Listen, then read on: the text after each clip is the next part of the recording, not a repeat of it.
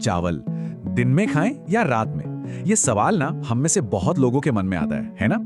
चावल जो दुनिया भर में करोड़ों लोगों की प्लेट का एक जरूरी हिस्सा है, उसे लेकर ये कंफ्यूजन बहुत ही आम बात है। तो आज ना इसी गुत्थी को सुलझाते हैं। हम ये समझने की कोशिश करेंगे कि साइंस और हमारी बॉडी क्लॉक के हिसाब से चावल खाने का सबसे सही समय कौन सा है। इससे पहले बात करते हैं दिन की। आखिर ऐसा क्यों कहा जाता है कि सूरज की रोशनी में चावल खाना एक बेहतर आइडिया है? इसके पीछे कुछ बहुत ही सॉलिड वजहें हैं।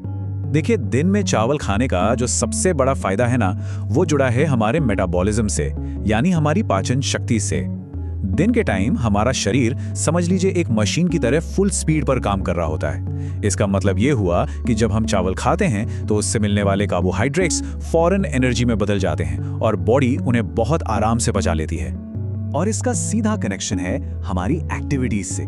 सोचिए जरा, दिन में हम सब चलते फिरते हैं, काम करते हैं, मतलब फिजिकली ज्यादा एक्टिव रहते हैं ना। ऐसे में चावल से मिली एनर्जी हमारे शरीर के लिए फ्यूल का काम करती है और पूरी तरह इस्तेमाल हो जाती है। वो फैट के रूप में जमा नहीं होती।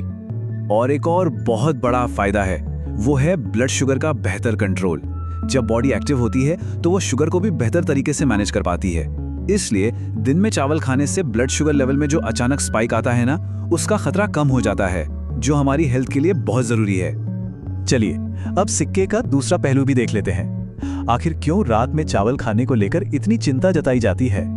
अब देखिए, सबसे बड़ी वजह तो यही है कि रात में हमारा मेटाबॉलिज्म स्लो हो जाता है। जैसे हम दिन भर की थकान के बाद आराम करते हैं ना, ठीक वैसे ही हमारी पाचन शक्ति भी थोड़ी सुस्त पड़ जाती है और ऐसे में चावल पेट में भारी लग सकता है और उसे पचाने के लिए शरीर को एक्स्ट्रा मेहनत करनी पड़ती है।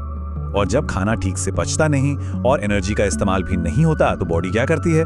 बहुत सिंपल है, वो उस एक्स्ट्रा एनर्जी को फैट के रूप में स्टोर करने लगती है। क्योंकि रात में हम कोई फिजिकल एक्टिविटी तो करते नहीं, तो ये रिस्क और भी बढ़ जाता है, खासकर अगर चावल ज्यादा क्वांटिटी में खा लिया हो।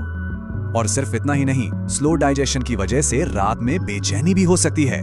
कई लोगों को गैस या पेट में भारीपन महसूस होता है, जिससे अच्छी नींद आने में भी दिक्कत हो सकती है। तो अगर हम दोनों को आमने सामने रखें तो फर्क बिल्कुल साफ है।